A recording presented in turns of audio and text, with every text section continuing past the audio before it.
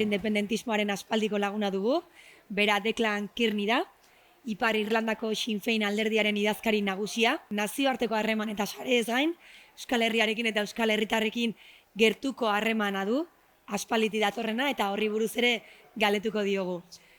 Good morning, Declan. Kaixo. Ongi etorri. Thank you for being here. Thank you for coming to the National Congress of the Basque Left Independentists. As far as I know, this is not your first time in Euskal Herria. Some years ago, you participated in our National Day here in Iruña. And in 2023, we could also see you in the annual Young Basque Independentist Festival, known as Gazte Topagunea. How do you remember those experiences? Eskerrik asko, Anna. Those were wonderful experiences. I have a very, very vivid memory of the day in Iruña when I spoke at Aberiaguna. I was amazed by the size of the mobilization.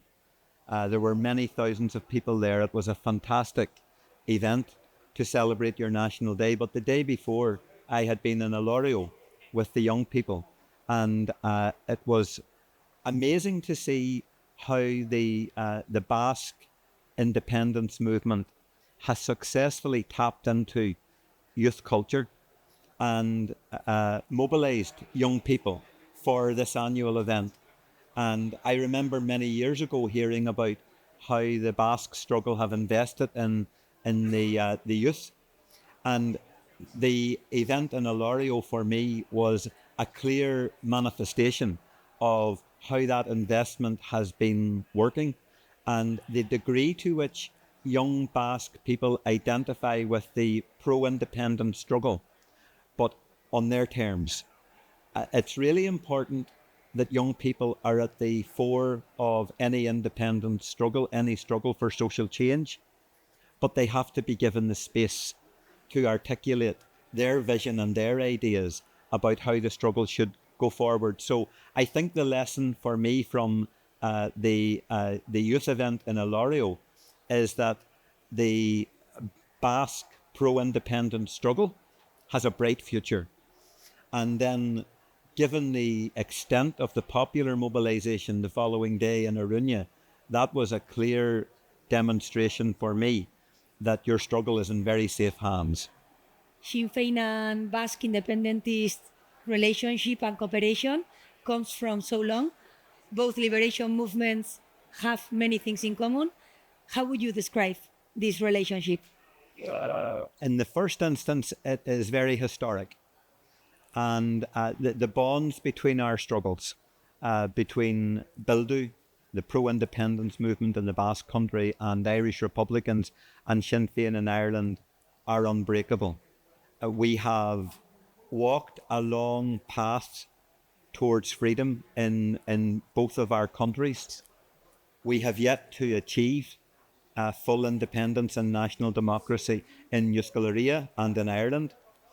And I think that we have spent many years in comradeship, learning from one another, sharing experiences, learning how to advance change, and to do that on the basis where what we in Ireland have learned through the experience of the Irish peace process can be shared with the Basque peace process. No two struggles are ever the same, of course, but there are enough commonalities between the struggle for national self-determination in Ireland and in Euskal Herria for us to be able to apply lessons and also to learn from setbacks. So as well as walking a long road to freedom together and celebrating each other's successes, we have also shared the experience of the days when things have not gone so well. And that's where comradeship, international comradeship, and the relationship between our struggles becomes so important, because we have been there for you in the bad days, and so too have you been there for us in the bad days. Happily, I think that both of our struggles today are poised to continue making further success. So in Ireland, constitutional change is now on the political horizon. Irish unity is not inevitable, but it is now more possible than ever before. And I take great pride, genuine pride and satisfaction, and I'm really delighted to see the progress that has been made in the independence struggle here in the Basque Country in the course of recent years, because I am very confident now that independence, national democracy, and a new future is firmly on the horizon for the people of Euskal Herria. These relationships have gone further, and we know that you also have very close friends here in Arrasate, for instance. Can you talk a little bit about this? Yes, I and my family have very close friends in Arrasate, in Guipúzcoa, and that relationship goes back many decades. So we have very dear friends who live in Arrasate, and while Ireland has always identified very closely with the Basque Country, and so has the Basque Country identified with Ireland, what makes things very different and unique is when we have personal relations. So in many respects, I consider myself not only to have friends in Arrasate, I consider myself to have an extension of my family in Arrasate. And that goes back as many as 30 years, when a very close friend of mine, effectively a brother of mine now, came to live in Ireland as a political refugee. And ever since then, we have remained in contact, and I have come to know his wider family. He became an extension of our family in Ireland. But I'm really pleased to say that my friendships are not simply confined now to Arrasate. I'm honoured to have friends all over the Basque Country now. But Arrasate is a very special place for me. How do you feel about this Congress? Is it different from Sinn Féin's Congress, which is called Ardèche? Well done. Yes, it is the Ardèche. And that's a very good question. There is a different approach. So your Congress meets every 4 years, and then you have an annual conference. But the key political event in your calendar is the Congress. So can I say to begin that I'm delighted to have been invited as a guest to your Congress. I thought the discussion last night on national liberation and the international context was excellent.